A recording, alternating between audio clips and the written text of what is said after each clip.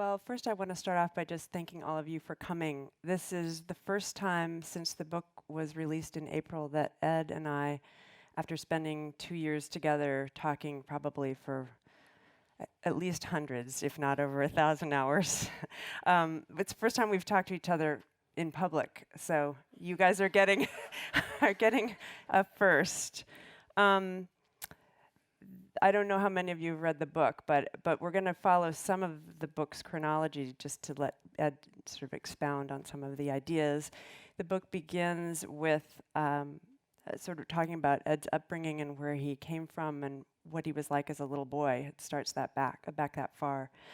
And he had two childhood heroes who might seem very different to some, but to him seemed quite linked, who were Walt Disney and Albert Einstein. And why don't you start talking about why those two people were so meaningful to you?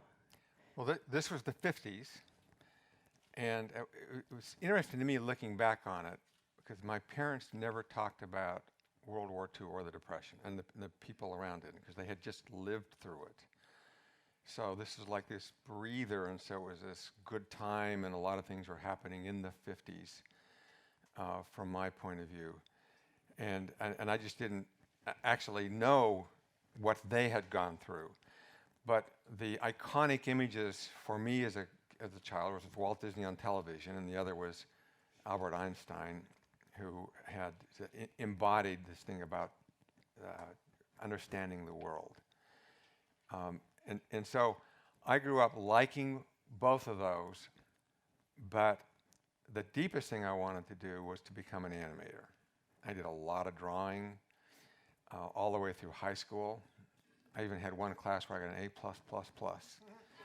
Now, I know, in fact, it was based upon volume rather than quality.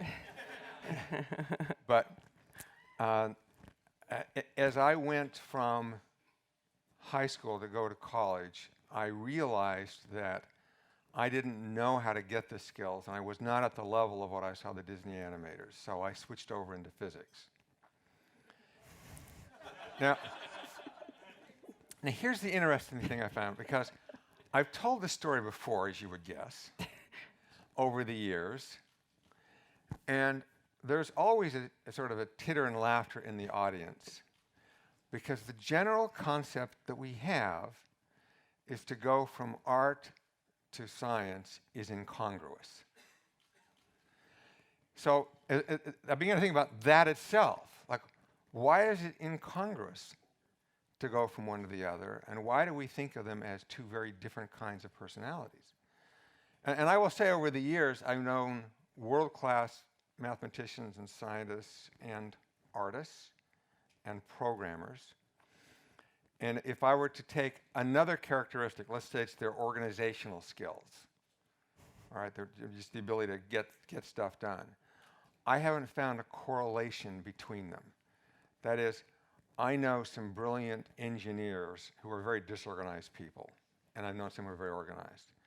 And I know some artists who are razor-sharp organized, and some are would fit with a common mythology. But the fact is, statistically, if you look at both of them, they are the same. They're unrelated to those skills.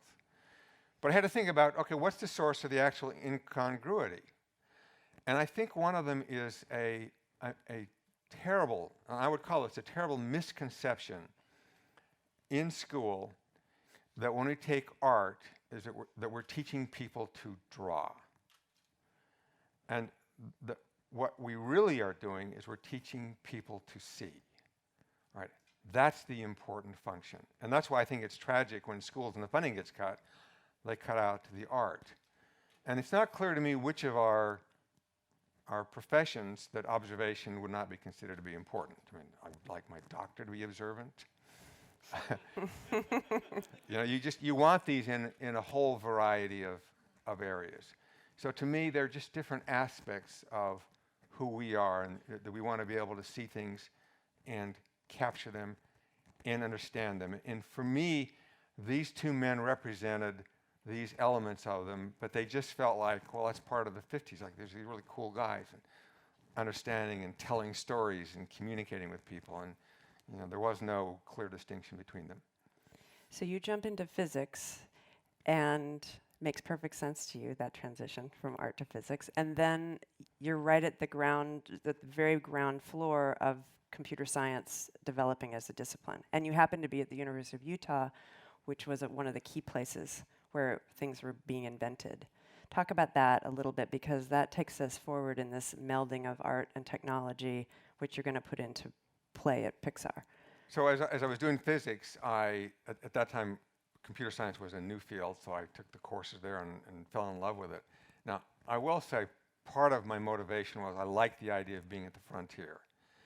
And I'll have to say that at physics, to get to the frontier, there was a fair amount of heavy slogging in front of you. And now there's this field of computer science, and it was like being at an Easter egg hunt, which you're at the front of the line, and they just cut the ribbon. And not only that, it was in this area of computer graphics, which was funded by what was then called ARPA and is now DARPA. And their view of funding people around the country was, I thought, even at the time, was enlightened. Very low bureaucracy. The basic principle is you fund smart students and they will project things forward. And without that, the bureaucracy or the oversight, they will uncover things. And it laid the foundations for a revolution. But it was apparent at the time, like this was really a great environment. And so it was that very first class in graduate school, and I was back at Utah because at this time the Vietnam War was going on and my draft number was 30. That's a whole nother story. It's a good story, though. I've heard it. But it was in this environment that I took this first course, which was making pictures with a computer, and those pictures were crude. They were black and white. They were polygonal in their look. It's like, wow, this has got real potential. We can do something with this. And so that class, which and taught by Ivan Sutherland, one of the pioneers of the grandfathers of computer graphics, changed my life, because this was at the point I say, oh, now this fits together. You've got the art and the science and the programming, the technology. All these elements come together in one arena. And so basically you realize you can be an animator, but with a different tool, without a pencil. Yes. So at that time, I was trying to solve the problems. How do you do real curved surfaces, not polygons? How do you have textures and get the reality that you want in order to make a picture? And I knew quite well that we were a long ways away from it. And so as I was ready to graduate, having come up with ways of making curved surfaces with textures, I set this goal to do an animated feature. And I figured, and this is my time horizon then, was that it was going to take 10 years to build the tool. So I was off by an order of magnitude in binary. So it did take 20. But along the way, other people came into this journey and with this dream also. And a lot of people funded it, so we had George Lucas and Steve Jobs, and there was Alex Shore back at New York Tech, and some fairly remarkable people. Jim Clark, who founded Netscape and Silicon Graphics, he joined us at New York Tech for a while. And it was just a great time, and there was a lot to do. But I will say, at that time, my feeling was that I didn't want to lose what I had when I was in university. There's something about the openness of the environment. Now, I wasn't the only one that wanted to make an animated film. There were other people in other places that wanted to. And it was apparent to me that we were so far away that the best approach that we could take was to engage fully with a broader community. And I say that because it was in reaction to, I recognized that some of these other guys, I mean, I was friends with them, but they were holding things close. And my feeling was that holding things close actually was the wrong thing to do. So we completely engaged with SIGGRAPH. We published everything. And it was at that point I realized, by publishing everything and giving away all the ideas, what we were doing is we were drawing the best people to come and join in with us, and that was the big win. That the ideas we had were actually just stepping stones to the bigger thing, and frankly, they were going to get superseded anyway. So to try to grab on any one ideas was not a productive thing to do. But if we had the people, then we could make amazing things happen.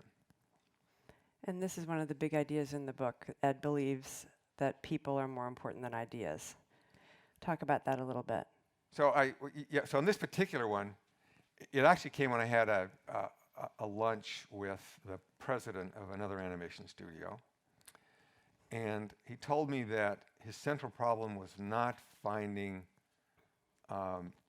good people. It was finding good ideas. And in fact, the thought process is in a lot of studios, they have development departments looking for ideas to be made into movies, and then you contract with somebody to make them. So I understood why he said that, but it actually struck me as a strange thing to say, like it was the wrong thing to say. Now, in truth, it's a false dichotomy. That ideas come from people, and so if you ask what's the difference between the two, the fact is, I can ask that question and I can get away with it because most people don't think about the difference. And when I would ask people in various audiences, and it didn't matter whether they were educators or artists or technical people, which was more important, the ideas or people, that the audiences were usually split about 50-50. Well, okay, so if they're split 50-50, the implication is that nobody's thinking about it, right? It's not like half are right and half are wrong. It's like they're all guessing. So, well, that's interesting, actually, if you think about it. Why aren't people drawing that distinction, realizing, or even calling me on it? It's like, why would you make the comparison between people and the product of what people do? But I can get away with it because they don't think about it. And again, I found that a fascinating problem. I love the idea, the sort of punchline to people are more important than ideas is that if you give a mediocre idea to good people, they will fix it. If you give, what's the rest of it? Well, if you give a great idea to a mediocre group, they'll screw it up. All right? If you give a mediocre idea to a great group of people, they'll fix it, or they'll throw it away and come up with something better. So which path should you pick? And the truth is that that particular person was pursuing the path of looking for the ideas to be made into movies. And it's just, I don't think it works well that way. That is, there's a notion, you all heard this, like the elevator pitch. You want the clear concept so that when you get in the elevator, you can present it to somebody so cleanly that by the time they get there, they realize they should fund this idea. All right? So there's an attraction to the clarity of an idea that most of us have. And we talk about speaking clearly or making things clear. And the fact is, most of our stuff that we've ever made would fail the elevator test. And I take actually pride in that. Because the way you pass the elevator test is to make it so it's something that they already know. That is, we get that. That's a sellable idea. Well, as soon as we go down that path, we're not really being creative. We're figuring out how to draw on the past to repeat it. So if we pick something that's really hard, that we might fail at and have failed at, we're more likely to come up with something which is fresh and different. And so that's the place where we should go. So I like those elevator pitches for Ratatouille, the rat who cooks, that idea. That's right. Sorry. And the old man in Up, the old man with the balloon who floats away in a house in the sky. Like that just doesn't sell in the room. It doesn't sell in the elevator. No, well, it doesn't. And here's the thing. There are some things that we do where we do want them to be likely success. So I've tried to think about risk in different ways and in different phases. So if I think about the 3 different risks in movie making, There's a technical risk, there's a risk of building a team, and then there's the risk of the idea. And it isn't as if we're having a portfolio of risk for each film. It's saying each of the films fall in a different place there. And I don't want to confuse the risk of the commercial success of a film with the difficulty of making it. So some films might be obviously commercially a good idea, but still very hard to make. So as an example, if we're to make, and we've announced that we are, a sequel to Incredibles 2, I mean, if we're making Incredibles 2 as a sequel to Incredibles, then it will be hard to make, but it will likely be very successful. So we will do some of those.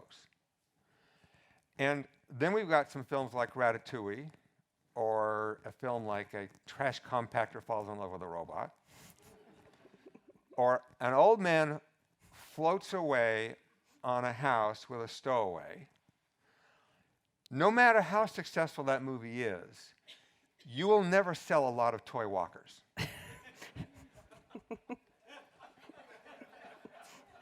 So if we said, well, we just want to make those that are going to be commercially likely to succeed, and we try to pick those, then basically we would become artistically bankrupt.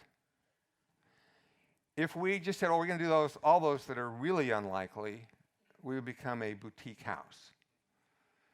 So for us, it means we're going to pick a balance. We're going to pick some which we think, well, they likely will do well. Like when we did with Toy Story 3, we thought we're likely going to do well with this film.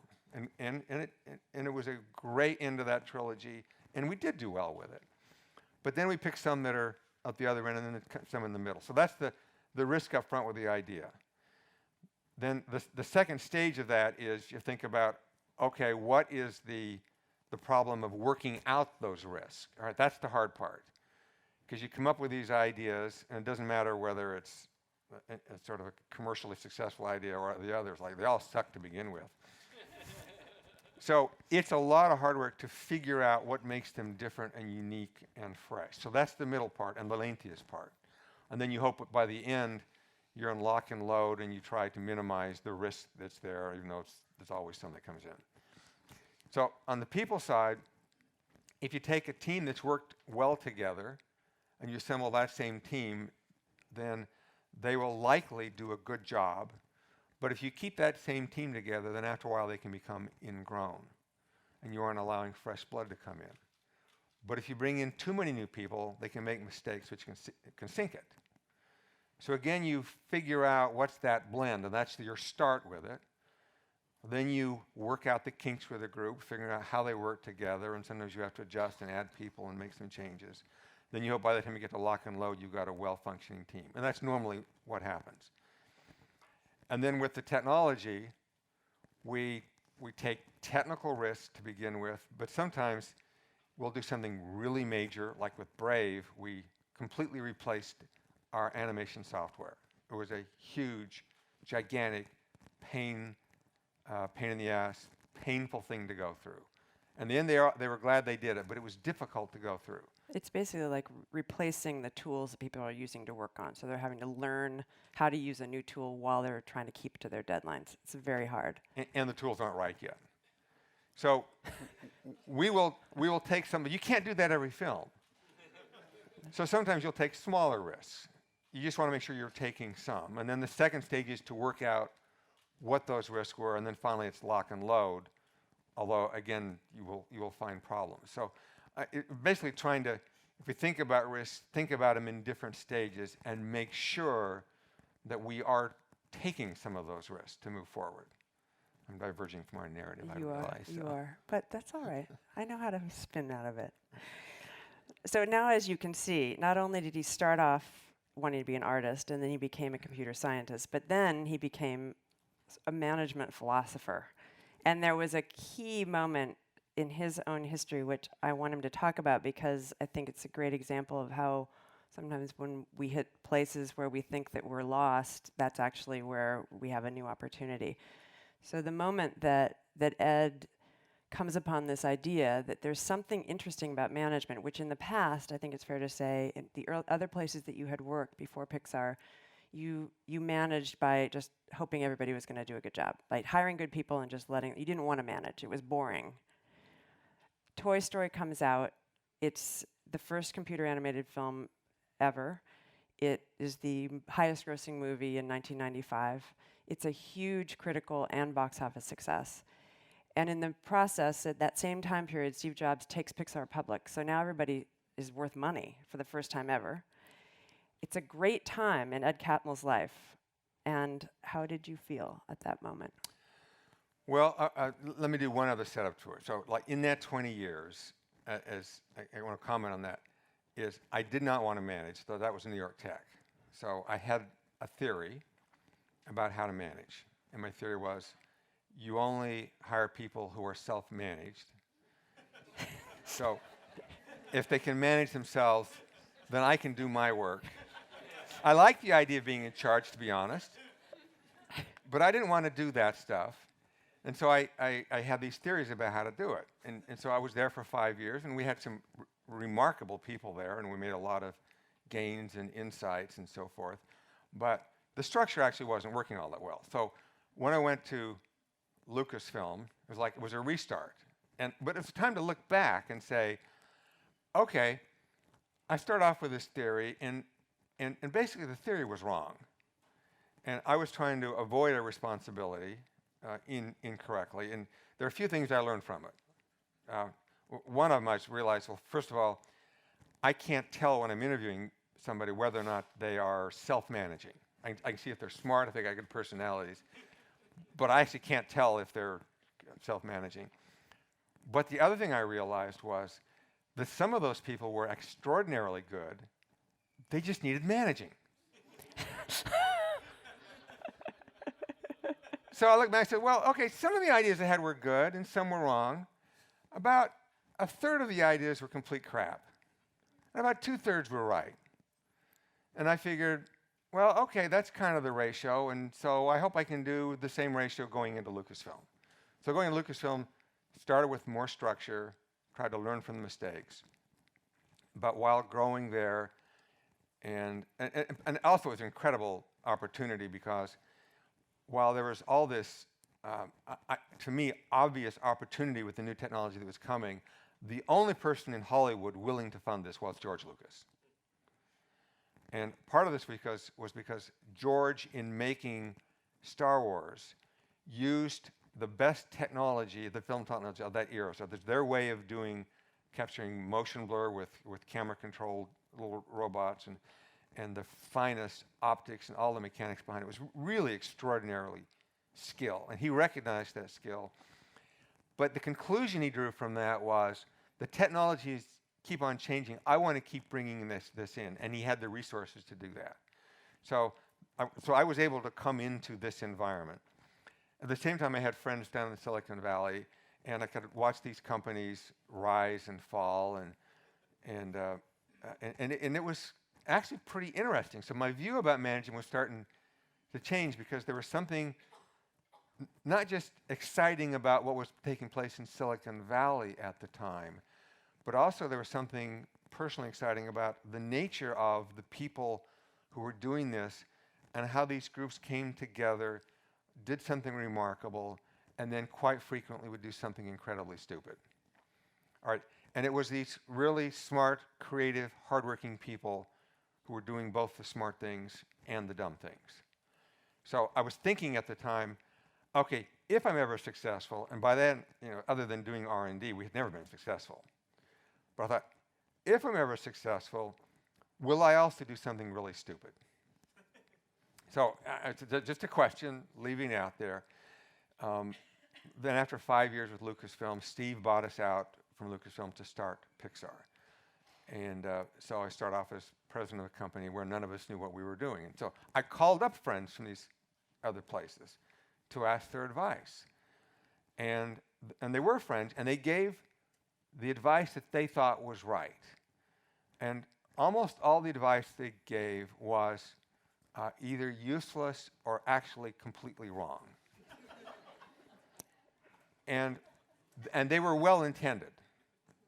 So I won't go into what the particular stuff was, but it was like, it was, again, an odd phenomenon. And these are people I liked, and they were smart, and they were successful, and yet something was going wrong. And then at the same time, we entered into a relationship with Disney. So Disney, which is now starting its second golden age, and we entered into this contract to do these cell painting, and tell you a little about later what the story behind that. But the thing was, a group came together. They were remarkably successful. They made 4 films which had effect on world culture. So you look at Little Mermaid, Beauty and the Beast, Lion King, Aladdin. and Aladdin. All right, and then they started to go downhill. So as we were starting to go up, they were starting to go down. But I was observing that even before this was happening, and thought some of this stuff makes a lot of sense, and some of this doesn't make any sense at all. It's like, okay, what's going on here? So a lot of this time was just like a mystery of what's happening in the world. So now we're with Pixar, and we're a hardware company, and we fail miserably as a hardware company, right? And the truth is, in this world of high-end hardware, Steve had no instincts whatsoever. So even his advice actually didn't help, and we failed as a hardware company. So we started to become a software company, and then we started to make commercials. Now, it's the kind of thing where no venture capitalist ever would have funded this, right? But Steve was a different kind of person.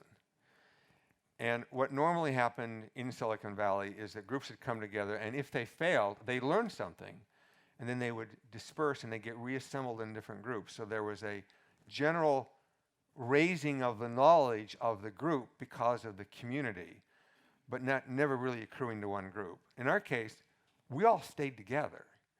So we not only had the learnings that came from the failures, but we also knew that we had each other's backs through hard times, and that was a valuable thing for us as we went forward.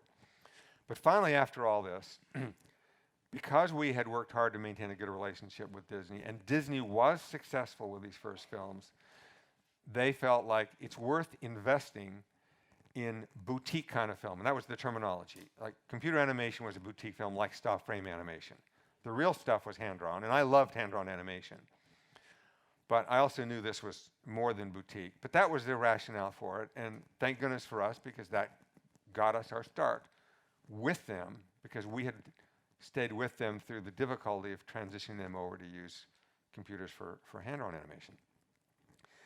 So we finally got it signed, in our deal signed in 1991, and then it took 4 years to make the movie, and it came out in 95. Just before it came out, Steve believed that this was going to be industry changing, so he wanted to go public. We thought he was nuts. Steve can be very compelling. We went public. So then, having gone public, we had lots to do.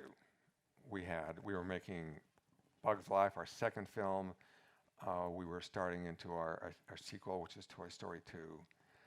And the technology was changing rapidly.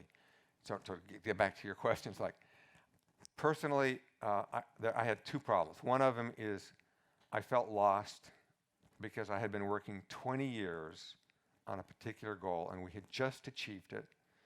I had calls from everybody, and it wasn't just congratulating us on it. There are people thanking us because it opened the door for them. So it was a good time for that, but at the same time, it's like, okay, now what? Make another film? Well, to repeat myself is just a repetition. So that's no goal. And so it took, I'd say, a year to work that out.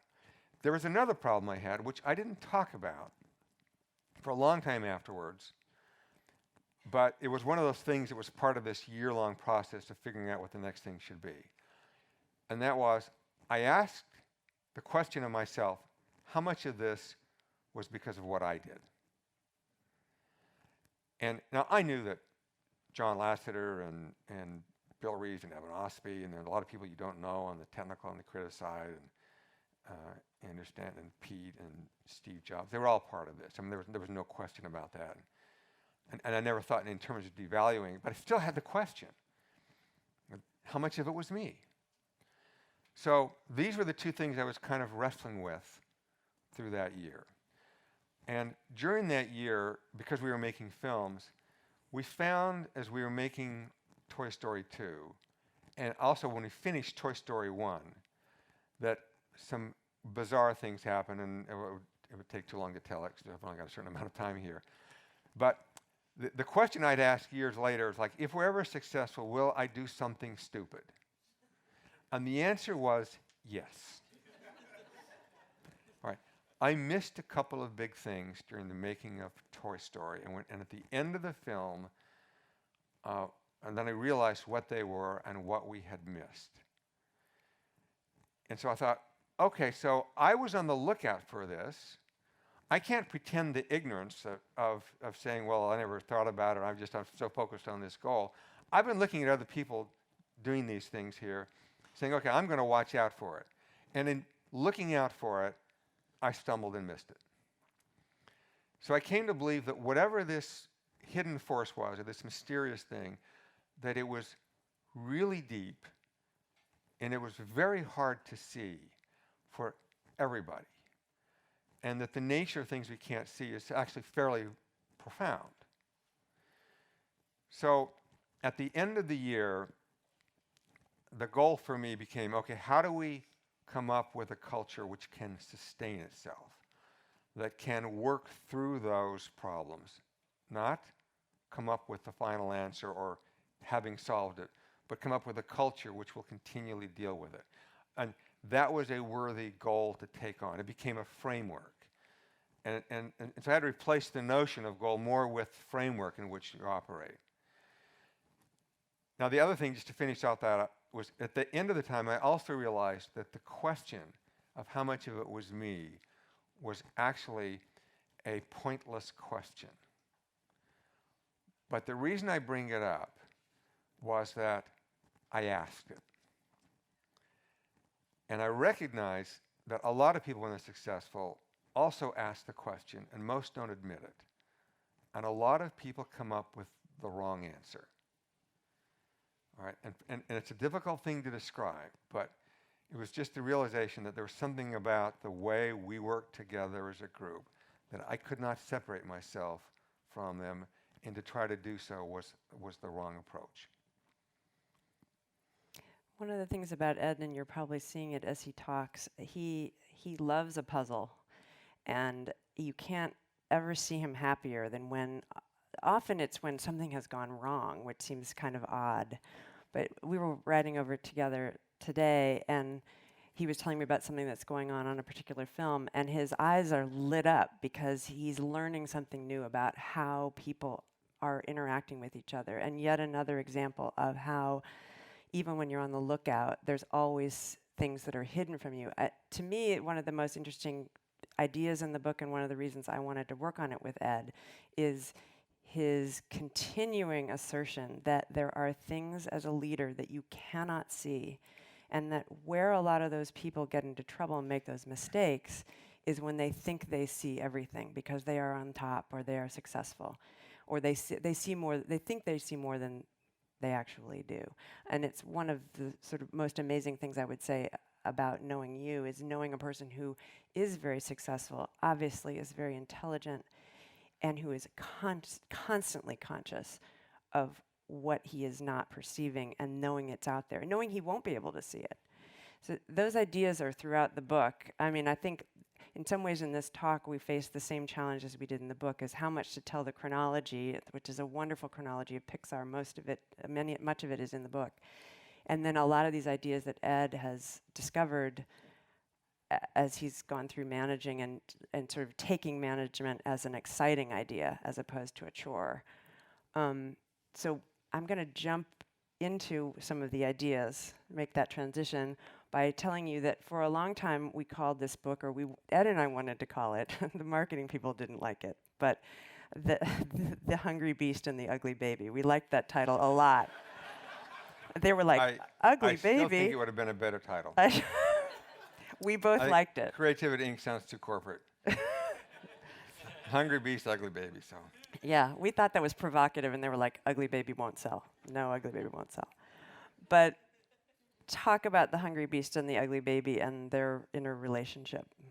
I know that's a broad one, but Well, I first heard the term hungry beast when we were in our contractual relationship to write the software for Disney. This is the software to paint cells. And it was in 1986 when we first formed as a company. And here are these people making these films. Now they're being very successful, and they would say, you have to feed the beast. Now, they didn't mean this in a derogatory way. It was that you've got, in their case, they're making a movie, and there are a lot of people on it, and there's a lot of creativity engaged in the process of making the film. But if you don't have a movie for them to work on, and you have all those people, then your costs go up, and they can basically destroy your company. So they would say, you have to feed the beast. And I've heard this used in other industries also, and I think it's probably fairly common in sort of broadcast and in print and so forth, because the magazines, the newspapers, the television, the radio have got to go all the time, and so you have to keep that fed. So there's clearly a logic behind it. But there is a problem, a potential problem with it. And the potential problem is that when you are running that organization, which is the main part of the business, the making of the movie, then how do we run that? Well, we have very experienced and very good producers and associate producers who are managing a very complex process, which happens in a lot of places. You have to manage something complex. So at some point, the founders or the originators retire or get hit by a bus. So something happens. So at this point, you have to bring on new leaders. And who are the most organized people in the building? They're the people that are managing the beast, which it makes sense. So you put them in charge. All right, so here's the danger, is that in managing that group, we have a certain set of values about schedule and budget and getting things done. All right, that's a value that we have to know how to work with. Now we've got another group of people, let's say the finance people, and they've got a set of values in terms of how we manage costs and so forth. They're marketing people, and they want to be able to sell whatever it is that you're making or promote it in the world. We've got, in our case, the artists and the filmmakers who want to get or tell the right story or get the right visuals up on the screen. So you've got groups with somewhat overlapping agendas, but there are differences in the groups. And the danger is if somebody's put in charge who brings only their values to that thing, discounting the other values. Right? And I have seen this happen, and I would say that was part of what happened when after that first golden age they started to go down, was that they began to be run by a production mentality. So it ended up that developing the story was under the production people who felt like their job was to feed the beast, and therefore giving directions to creative development to make sure you're done on schedule to keep this thing going. So somehow the balance had come off. So then the question is, how do you describe that to people? Because what they want is for it to run smoothly. Now, as I indicated before, when we start to make a new movie, the fact is when we first put the idea up and we present it to others, it sucks. Now, I don't mean that in the sense that I'm being self-effacing or modest. I mean it in the sense that it sucks. Right. So you can't even judge the people at that point, because we've just said all of them are the brand new ideas, they're trying the new things, and they don't work. So they have to go through a fairly long iterative period to get things there, to take it to a different level. And this is a difficult concept for people to have. So I've tried to figure out what some metaphor is, because when you talk to people, even people that have been through it, who kind of forget that process they went to get there, a lot of them don't understand what they went through because they've only got a certain perspective of what took place, or they actually miss the context. But it's even worse on the outside. It's like, what is it like to work with a movie in the at the beginning stages?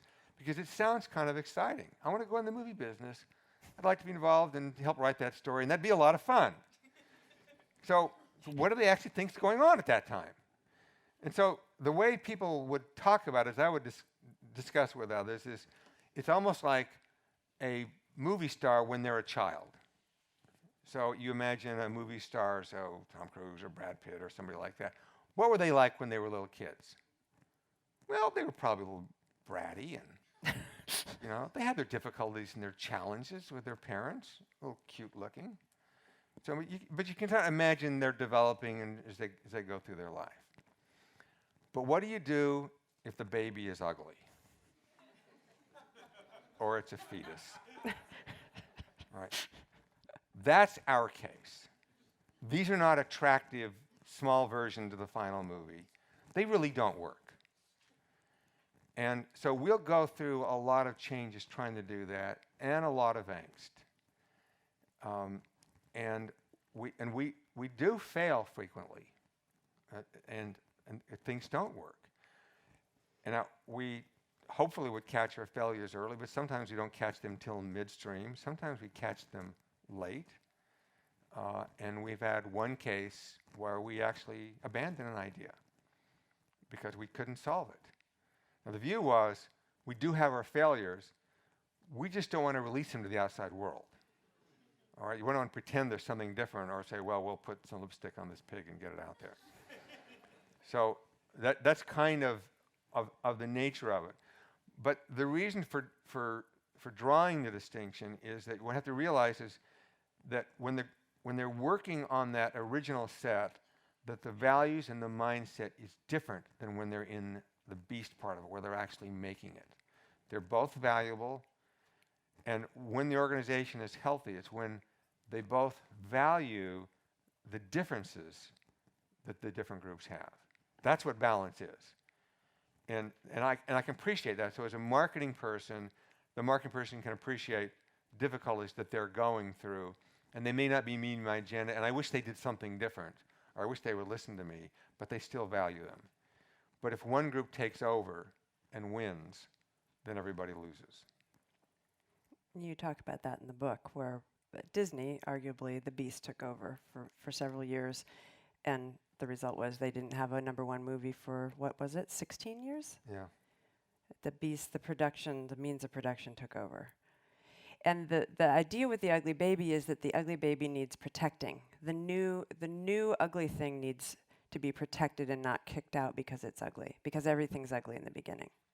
And I'm part of it. I came to this is I felt when I was in school and I was at Lucasfilm that, and with Steve, is that basically we were protected.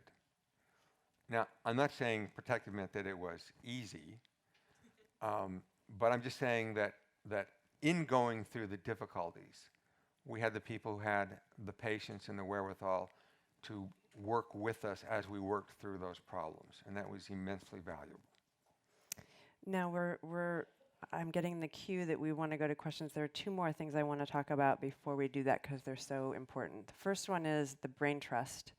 There's a whole chapter in the book devoted to the brain trust, which was something that evolved at Pixar as a way.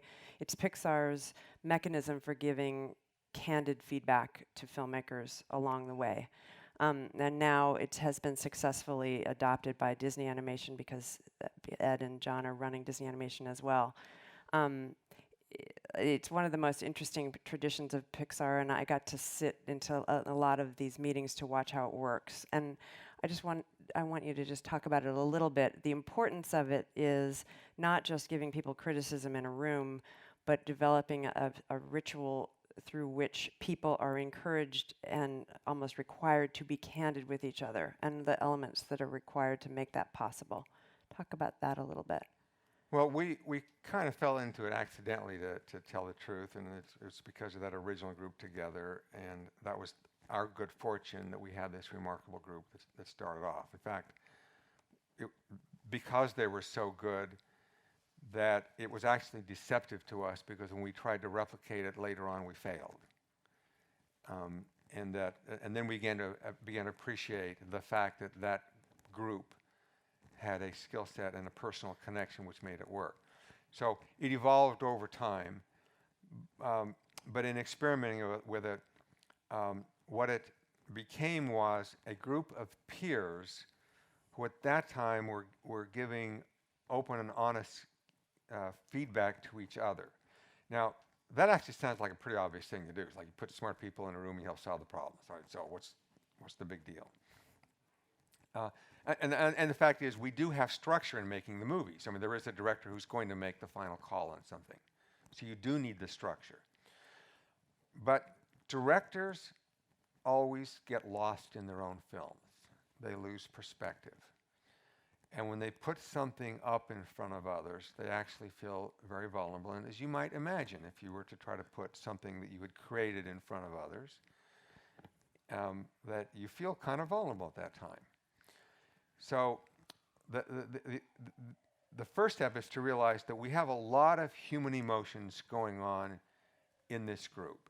People don't want to embarrass themselves. They don't want to embarrass somebody else. They don't want to grandstand. So there are all these emotions that are going on. So one of the things we realized is that we had to make sure that that group had no authority. And the reason this is important is that if the group has authority to override the director or put something in place, then basically the director walks in a defensive posture. So we had to be very clear to keep notions of power away from the room. So that's the theory. It usually works very well. But I will not claim to you that it always works. Is that every once in a while, to this day, there are times when the group gets together and it doesn't work at all. And sometimes magic happens. You can't even describe it. And we don't record them. In fact, we have note takers. We had one on Frozen. It was an offsite, so now it's a 2-day offsite. And all of a sudden it clicked into a whole different kind of mode of discussion where you saw people focused on the problem and you saw the personal things about who's speaking or is my idea being taken. It disappeared from the room. And it was so magical, I thought, and we're in the middle of writing the book at the time, thinking, wow, can I take something from that? So I asked to read the notes. Read the notes? Nothing. Couldn't tell anything happened at all. First time I'd ever read the notes after the things. I went and asked the directors, I said, are these notes useful? And they said, well, for 1 or 2 days we can help trigger our memory for something, but that's not what we're getting out of it. But the point of all that was like, this is really a hard human endeavor. So when you say the brain trust, it's not like, oh, Pixar and Disney have a brain trust that helps solve all the problems. It's a group of people who are working to help each other, who are peers, reaching out and rescuing each other when they're drowning. And it's hard. It doesn't always work. And there's a lot of emotion in there. And occasionally you find that people may be afraid of saying something dumb or stupid or something like that. And it's a hard problem. And it leads to another issue, which is just the number of dumb ideas or bad ideas or mistakes. It's related to mistakes. So if you take that room and you say to the room, and I would posit to this, now you would all agree with the obviousness of this, but let's suppose you said to the room, all right guys, this is really important. So I don't want anybody saying any dumb ideas. Just say things that are going to be helpful. Okay? Now, so telling people that you want 0 dumb ideas is clearly a bad idea and it's counterproductive. So we understand that. Now, this isn't true with all fields. Like there's some fields where 0 ideas is a very clear concept, like the aircraft industry. The manufacturers, the airline companies, and we who fly them, like we understand that concept really clearly. No error. Right. Yeah. But there are most places where that clarity is not there. So So here's one where we say 0 bad ideas is a bad thing to go for, or even hope for, because you want it so that anybody can say anything that's dumb. But now let me go to the other extreme. Okay, somebody comes into the room and they say 40 dumb ideas. Okay, now at 40, you might rightfully think, this person doesn't belong in the room. They're derailing the discussion and eating up time. So 40 is bad. 0 is bad. Where's the sweet spot between 0 and 40? 6. Okay, now for me, the answer, I don't know. And I think that's true with most things. It's one of the danger points in most organizations is the seductiveness of clarity takes us away from addressing the central problems, which are messy. And the mess is in the middle. It's chaotic, it's confusing. We hope to avoid it, but we shouldn't. The efforts to avoid it screw us up. That's right. It's uncertain, and that's where we want it to be. We'll build on it. Okay, I'm going to switch gears because I want to make sure we cover this before we go to questions, which we will after this question, I promise. The last chapter of the book, the afterword about Steve Jobs, has gotten more emotional response, I think, in my following along of how people reacted. A lot of people on Twitter will say things like, tweeting to me, please tell Ed Catmull, thank you for all you do. Just finished reading chapter on Steve, tears flowing. My agent, who is not an emotional or warm and fuzzy person, called me after reading it and said, I just was crying at the end of the book. What's up with that? I remember when you first told me your take on Steve as different than any that I'd ever read in any profile of Steve, and I'd read a lot of them, and was not at all covered in Walter Isaacson's book, his biography of Steve, was that Ed told me one day, I don't think we were even sort of talking about the book per se, and you said, I have a totally different idea about Steve and his arc. He evolved as a person, and you never, ever see that written about. So, of course, I leaned in. That sounded pretty interesting. And it is one of the most powerful, I think, pieces of the book. Talk about your view of him and what you think others missed. Well, for me, Steve did what you would call the classic hero's journey. So he was, helped form the kingdom, and he was cast out. And it was an ugly thing. And so at this point, he formed Next, and he acquired Pixar. And Steve had certain well-known characteristics in the way he treated people and the way he interacted with people.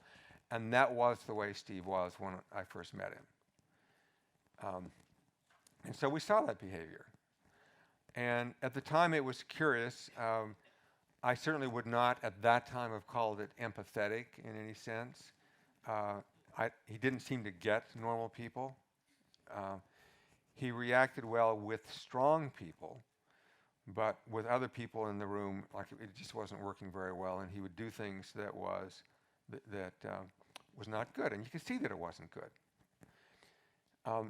But what I discovered as we went through that in building Pixar and with Next and going through some success and failures, that Steve was doing some things, and he was doing a lot of overreaching.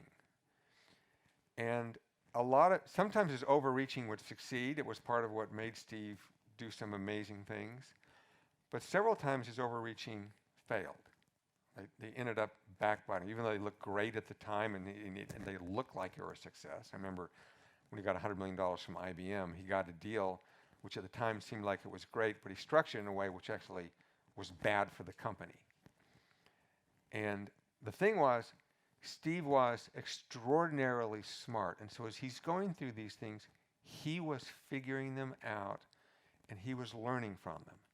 And he was dealing with two companies, and one of them which is Pixar, was full of jokesters and comedians, and so like there was a humor element to what Pixar had. And I remember the first time we tried playing jokes on Steve, I mean, phew, did not work at all. But the thing was, we saw him change and alter because he was so smart. He was figuring it out as he went. And I saw him in the way he worked with people. He became empathetic. When we entered into a relationship with Disney, which is our second deal with them, and this is when he wanted to go public. This is all part of the logic. He wanted to come in as a 50-50 partner. It wasn't overreaching. It was like, okay, the right place to be is with a genuine partnership. So this is now a different Steve. And the interesting thing is that after Steve went through this transition about 15 years ago, basically everybody that was with Steve during this time stayed with him for the rest of his life. So this was a different view of Steve.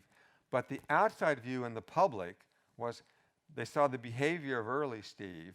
They had no visibility of the second view except for the behavior of they saw the success of Pixar and they saw the success of Apple and the iPhone. So they knew this was happening, and they would connect this with the early behavior, not connecting it with the later behavior of Steve.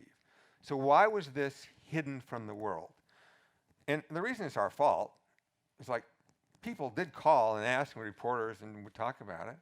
And while Steve was alive, nobody was going to psychoanalyze Steve in front of somebody else. So nobody talked about it. So it was missing, and it wasn't like somebody did a bad job of reporting or something like that. They just missed the story because we didn't tell it. So you told it. Yeah. And I won't ruin it for you, but I had the good fortune, Ed told me about the memorial service that was held on the Monday after Steve died in the Pixar atrium. If you've ever seen pictures of the Pixar building, which was Steve's baby, Steve created that building and had a lot of ideas about how it would encourage collaboration, and the way it was built was integral to how Pixar works. 1,100 people gathered in that atrium and talked about Steve, just for Pixar people. And I found a person who had a tape recording of that. And we give you a sense of what people got up and said. It was really moving. And you got a sense of how much each of the directors felt very understood by him. Things that you would never have guessed from hearing sort of the badass Steve that you hear about. So that's why I had to talk about it. Okay. We're going to go to questions, which I am going to read from this teleprompter. And I'm going to reject that one. I'd like another question, please. Oh, that's the same one. That's insistent. Now there's nothing. I can keep going. Okay, what do you see as the next frontier or challenge for Disney and Pixar? Well, if I think about what the early days of Disney, where actually Disney used technology at the time, like that was the advanced technology, and when he died, essentially the company went downhill. When we had the second Renaissance, it was actually including technology back into the studio, and Roy Disney was actually the driving factor to make sure that technology was integral to the art, because that was the way he viewed it, which was I think an enlightened view. Now, we have been on a course of change, but one of my beliefs and one of the challenges is to make sure that we actually not forget that balance of the art and the technology and how they both invigorate each other. And John likes to use the phrase that the art challenges the technology and the technology inspires the art. But they do go hand in hand, and it's not to forget that as we go on. As far as the predicting certain things about the future, I've always found that I can't predict things that are happening. I've been asked the question many times over the years, and I realize I'm lousy at predicting. I think we respond to the crises that happen, and so the challenge always is to have an organization which is going to be open and balanced in ways that I can't foresee. And I think we've had a long run, but when you have a long run, then other things start to creep in. It's one of the downsides of success, is that it begins to screw your thinking up. So the challenge is, how do we make sure our thinking doesn't get too screwed up, or we can unscrew it before. I better not take this analogy too far. So you get the idea. Do you ever market test your ideas before you start production on a film? Do you have an idea as to how they are going to be marketed before production has started? Well, the answer is no, we don't market before we do it. So we rely on the fact that we have filmmakers, but the filmmakers aren't making films just to aggrandize themselves. They actually want to communicate. So one of the requirements is that there's the sense that they want to touch people around the world. So we don't start even with an idea for a movie. We say, well, we think this person's got the ability to connect with people, and we want that. So that's their choice. And then we have a mechanism to say, we want you to come up with something, we don't want you to get stuck. So we usually have them come up with multiple ideas. And the reason is to keep them from getting into some kind of cul-de-sac that they get trapped in. But the notion is for them to take some of their emotion and get this out and connect with people. So having done that and then trusting the instincts of filmmakers, then we proceed down that path. Marketing at Disney, and I have never seen this through their whole history. They've never tried to tell us what to do. I mean, the most you can say is they say, well, this film was successful. Do you think you could make a sequel to it? But I mean, but that's not an unnatural thing to ask. I would say, well, boy, everybody's asking for Incredibles 2. Can you do Incredibles 2? But they're not dictating. And so sometimes we say, no, we don't have an idea. And they say, okay, well, if you ever get an idea, we would really like it. All right. And actually, that's a great position. They never try to place products or anything like that. Now, when we're late in the production, we will usually do an audience screening. So by this time, we've got about it half animated. And the audiences are actually sophisticated enough that they can see a film and recognize and be okay with the fact that all of a sudden you're going to switch into storyboard and you're seeing still drawings and it's black and white or things like that. So they're given their measure of the film. And usually that helps us fine-tune things. There have been a couple times when the audience screenings were disasters. And those are blessings for us, because it's the impact that well, the problem is because, as I mentioned, directors can get lost in the film. Sometimes they've learned how to ignore each other. Right? Well, if you show it to an outside group, you don't know who they are, you can't ignore them. So we find those screenings, which are late in the game, to be of value either for fine-tuning or sometimes making some major changes in the film. So that's the one time that we will do audience screenings, but it's not to drive what we're doing. Which Pixar character do you most relate to? And I don't know the answer to this. I know some that you like. Well, you know, it's a tough question. I actually haven't thought in terms of the ones that I relate to the most. And I mean, there's usually a related question, like what's my favorite Pixar film? And there's the cheap answer, which is, that's like saying what's your favorite child, and you can't do that. But actually there's a deeper answer than that, and it's true with the characters too.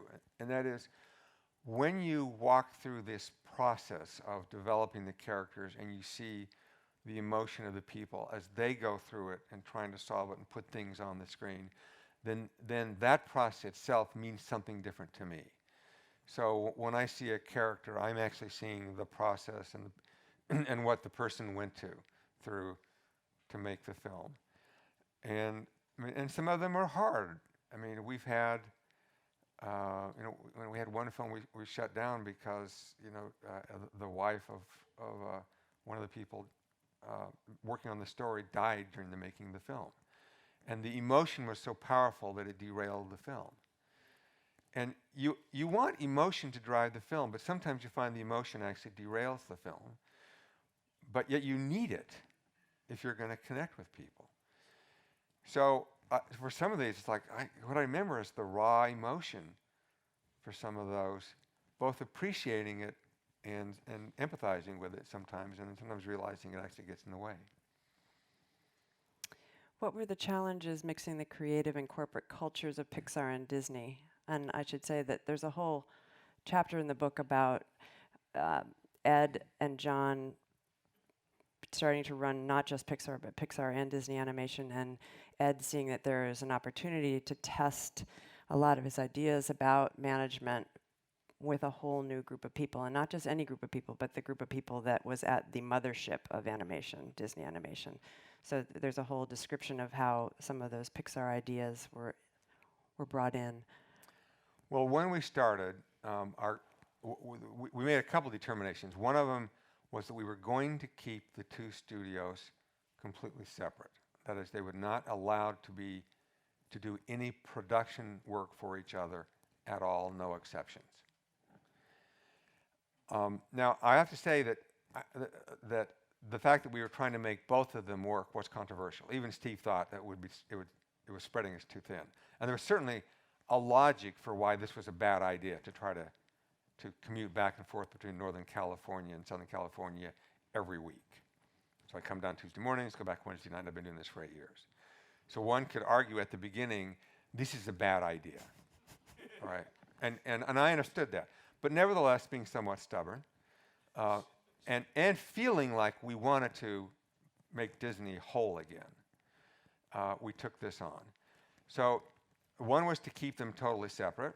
And they did challenge that, because right away Disney got in trouble and they asked for Pixar help, because Pixar had some excess capacity at the time. And we said no. And it forced some changes in the process which dramatically improved Disney. But it also meant when the film was done, Disney could say, we made this film and nobody bailed us out. It's very important.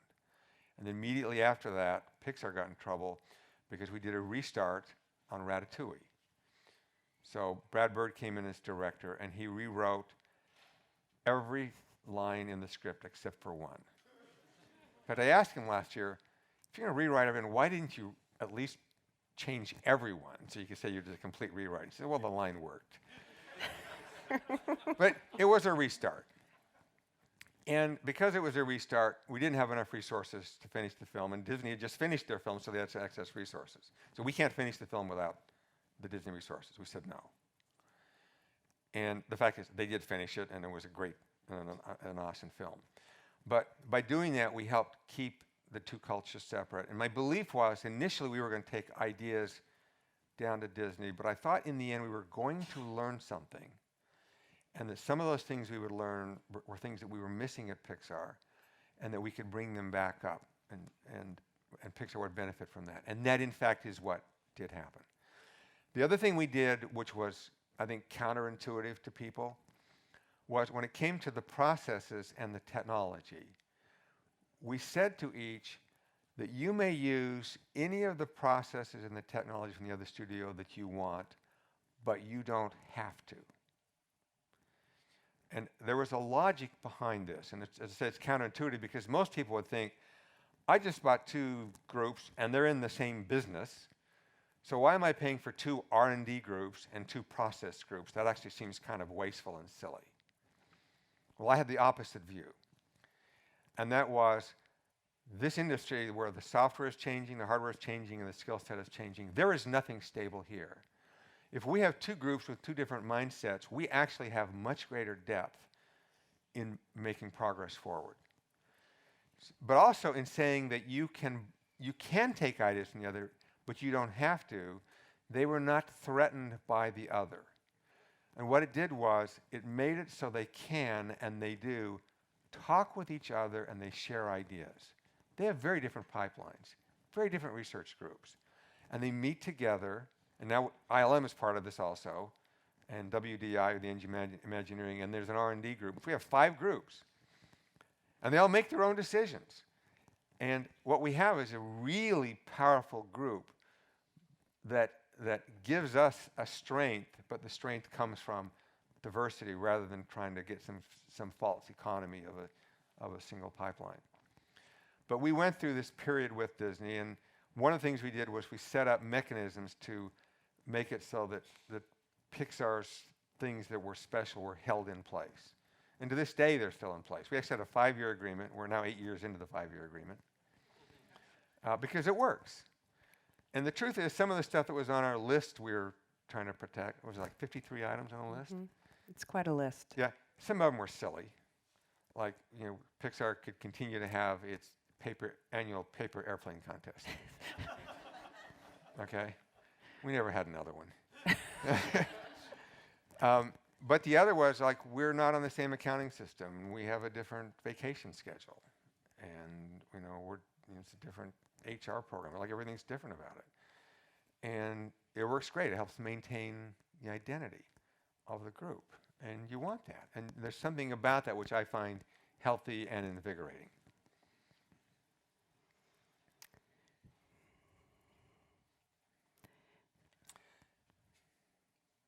Radically changed, the baby became pretty. I'm confused by that question. What do you think? Well, so the question is, you mentioned that when protecting the ugly baby, sometimes you have to pull the plug. Is there a point when you're about to pull the plug, but then something radically changed and the baby became pretty? Okay. So No. here's the way it works. So you're starting to work on something, and initially there's a reason why you want to make it. And sometimes some things land. Like there's an emotion at the beginning, at the end, so it's like a tentpole idea. So you're developing and you're working, and then sometimes it starts to get screwed up. And sometimes that tentpole idea that was working actually starts to become an impediment, but you don't know that until you get there. So this is a very nonlinear, messy process. And the way the mechanism normally works is that as difficulties arise, initially it's just difficulties. But with experienced people on the crew, sometimes they'll say, we've got a few problems here, so they'll raise a flag.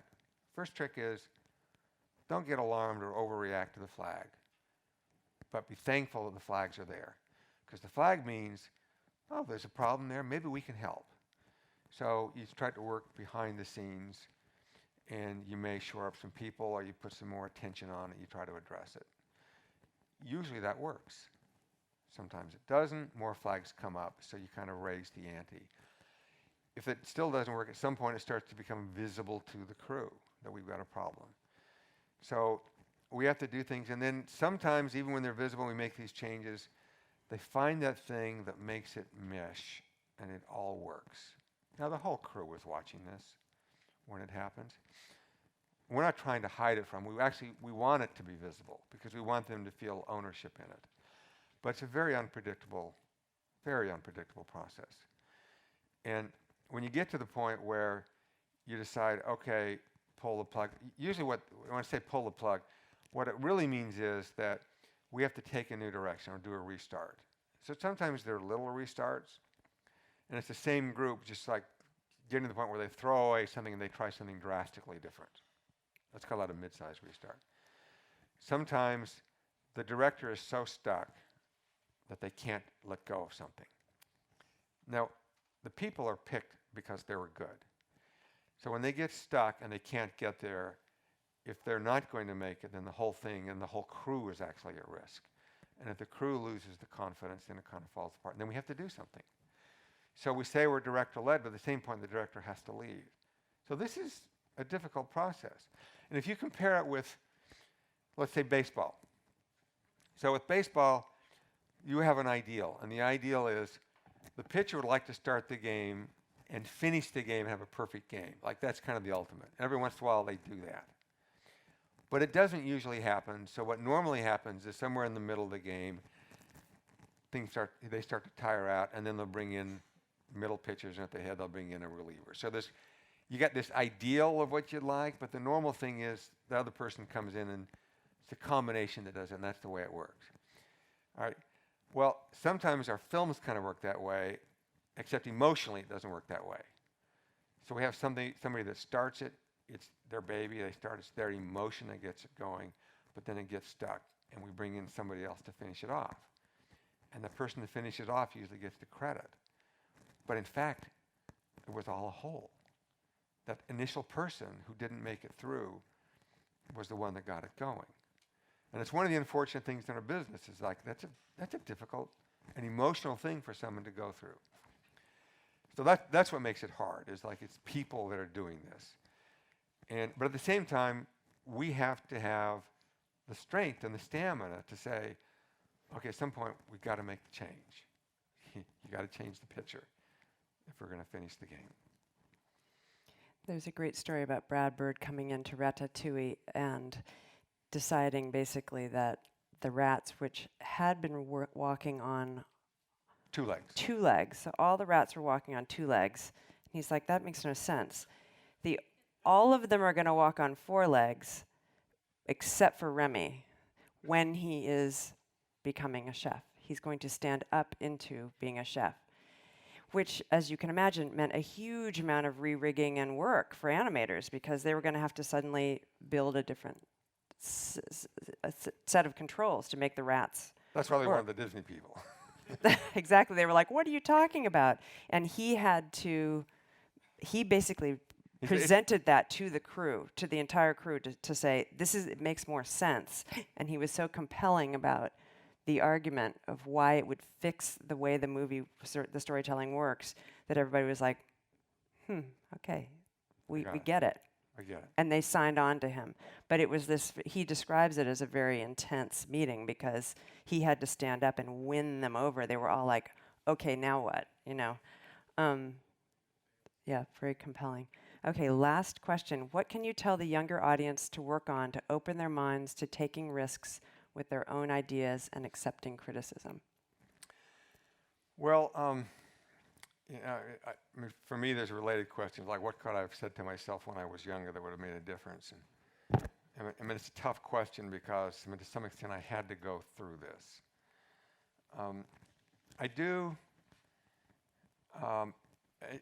It's a hard question, but for me, I'll try to address it in a certain way. So I've written a book, but a lot of people have written books, and a lot of people read books. And the reason you read books is you're trying to figure out how to solve problems, or you're trying to learn from other people. Well, that's the rationale, and it's why we all do read certain kinds of books. But there's actually a subtle distinction, which I think is important for people to understand, is that sometimes when you go down a path, you're doing it because you're trying to get around or to avoid the problem. And for me, the right way is like you try to learn from something because you want the tools to deal with the problem. You want to face into the problem. So that's the number one, and it's a subtle distinction between avoiding it or facing into it. But if you figure that out, you're in a better place. We talked about it in the car on the way over, staying in the mess, like being able to stay in the mess of not knowing what's next. That's part of what a lot of the people who make those Pixar and Disney movies have to do for 4 years at a time. And that's a real discipline that Ed helps them with because of these kinds of ideas being present in the companies. There's always one funny thing that happens is, and most people at Pixar and at Disney actually now know this, but there's always a few who don't get it. But if we also bring in outside people and sort of examine the process, then there is one conclusion that's inescapable. And that is, if you would just write the script right the first time, the movie would be far easier to make. And that is completely true, and it's completely irrelevant. Understand that.